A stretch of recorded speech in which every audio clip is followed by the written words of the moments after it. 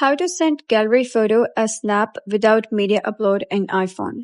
Hello guys and welcome back to the channel. In today's video, I'm going to show you how you can send any gallery photo as snap without media upload in iPhone.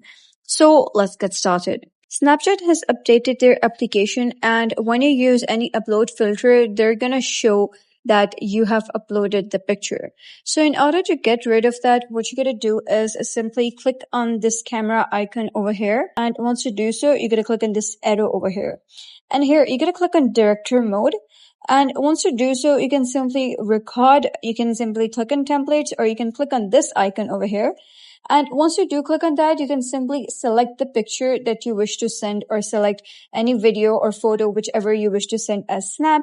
So for example, I have this video over here and I wish to send it. So you're going to click on preview. And once you do so, you're going to simply head over, click on send to, and select the person to who you wish to send the photo. And it will not mention media upload on the top of the photo when you send through this method.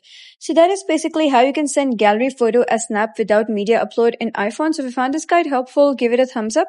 And don't forget to subscribe for more helpful tutorials. I'll see you in the next video.